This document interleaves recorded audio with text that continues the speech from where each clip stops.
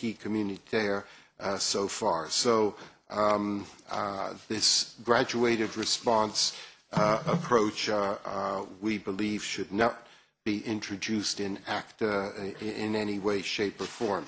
And again, I wanted to express our appreciation for the fact that you're being open and transparent, and you've dealt with a lot of seemingly our own concerns, and we'll make sure that we check with you the next leaked documents we get to find out if they're true or not. But thank you very much. Well, thank you for this. As I've said, we don't comment on leaks, so this might not be the best way. I think the best way would be that we are successful in New Zealand in having the documents, negotiating documents released, because then you will see that what I've just said, indeed, that, and I can repeat it because I know you like to hear this kind of music, that there will be no three-strike rule or graduated response, and no one has even proposed it. This is the irony of it. I mean, it's not as if one party had proposed it. No party has ever proposed it.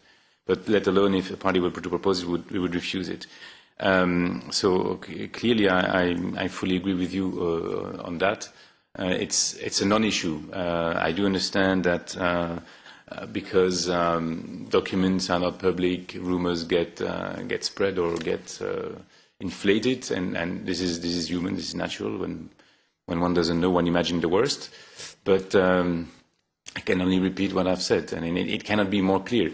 And even if quote non, but even if we were very cynical and lying and everything, I mean, rationally, how could we hope to impose this to member states, to European Parliament? I mean, it's just nonsensical.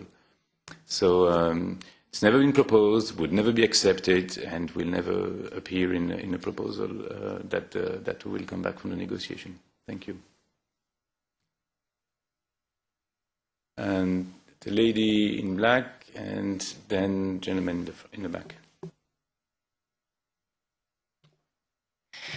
Hello, good morning. So my name is Jing Shen. I'm representing the European Shipyards Associations.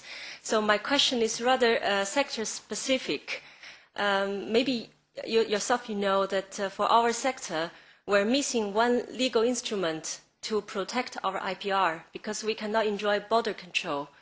As indicated in Paris Convention, for aircraft and vessels, when it's in transit of a country's border, they cannot detain the vessel or the aircraft. So, but the problem is a ship is a very complex creature. The producer and the owner and the registration and the trade are all in different countries, so they are all the time in transition.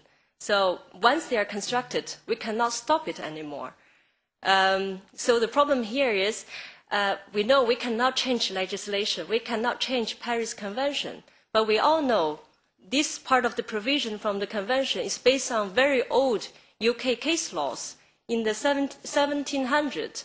Well, at that time, it's completely old-fashioned and outdated. And now in your document, in your website, you said now we'll try to update our enforcement based on more modern and updated legal system. So I wonder whether it's possible to address our concern without changing laws. For instance, we don't have to detain a ship in transit, but we could impose a deposit or kind of a tax. I guess this can be integrated as part of the improvement of the enforcement system. So I would appreciate your response on this aspect. Thank you. Well, thank you. I do understand the concern and also the hard times that the European shipyards have been through. So I'm fully sympathetic to that. The problem is that, as I've said, ACTA is not a substantive IP law treaty. So it will not change Paris Convention or any other international convention on this. It's purely enforcement measures treaty. So if to solve your problem, which I do not know in details, of course, but would be very happy to look into it with the colleagues of internal market or taxation and customs. If you need a change of substantive law, that it's not possible, and I suspect this is what it is. So certainly ready to look into that, but I don't think ACTA will be the right vehicle because it will exclusively deal with enforcement. But then it's really a pity because in ACTA, you have all 4 major shipbuilding countries around the table. Of course, only China is out.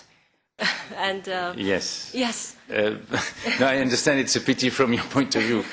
But there's also other stakeholders who think that already dealing with enforcement is sensitive. I think dealing with a substantive law would be worse. But I think, I mean, we should discuss this perhaps in a separate meeting and see what can be done. And because I do not know exactly what the nature of the problem and whether even let alone what the legal solution could be. Thank you. Yes, I think there was a gentleman who hasn't spoken yet in the back. Thank you. My name is Karsten Gerloff. I'm the president of the Free Software Foundation Europe. First, I would like to start with a small comment. You said that you are not aware of any international negotiations which are public, explicitly naming WIPO as an example, the World Intellectual Property Organization, that secrecy, as we see it in the ACTA process, is a normal thing. Now, the Free Software Foundation Europe has been a registered observer at the World Intellectual Property Organization since 2004, and we've successfully participated in dozens of meetings. So from personal experience, I can assure you that secrecy, as in the ACTA process, is not indeed the norm at the international level. Now, to the actual questions, can you perhaps elaborate a bit on the process by which the European Union arrives at the common position which it represents in the negotiations? Which directorates general are actively involved? How is the EU's internal negotiation process organized? What committees or working groups are there? And another question, some documents that we've seen indicate that there will be an organizational structure set up around ACTA. Now, I know that you do not comment on leaks. However, otherwise there's very little of substance to comment on. So my question is, will there be such a structure to administer support and perhaps develop the treaty further? And how will a broad range of stakeholders be represented in this organization? Will there be, for example, as in WIPO, a relatively open and participative process? Thank you very much.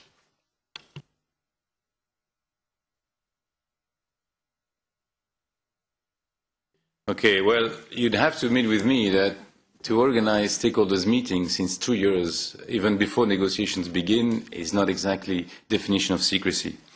When I refer to international organizations which are not held publicly, I was referring to the WTO. And TRIPS Council is not, even TRIPS Council is not public. This is the body that deals with... Excuse me, the slide explicitly said WIPO. Sorry to interrupt you. No, I said that we could not have to organize the negotiations in other forum because countries didn't want the topic to be mentioned. And then I gave an example of the WTO as if you want, where negotiations are not held publicly. But I'm very happy for you that you are an observer in WIPO. I mean, this is fine. And in the committee, or well, in the institutional arrangement that we're going to do with ACTA, which has not been discussed yet, we also plan to have meeting with stakeholders, or to have stakeholders associated, but it's not finalized. I think the best is to wait that the process is a bit more advanced, and then we can know more about it. Thanks. Yes. Yes, I have a very quick question. How are you going to make sure that you are not going to slice across IP rights? Because we feel that there is a real sense of unity of IP rights, especially without forgetting, for instance, the geographic indications, which may tend to be forgotten. So how are you going to make sure that there is no bad slicing of the rights? Please, thank you. Well, as you rightly say, I mean, geographic indication is very important in Europe, but also in other countries. Definitely for us, they should be covered by the scope of the agreement. There are divergences with other countries on this, so again, this will be a discussion. There will be discussions and negotiations on that. I think if you again, and I'm sorry to repeat myself, but if you follow our logic, which is to defend the acquis, and you will know exactly which rights are covered by the acquis. Not all rights are covered by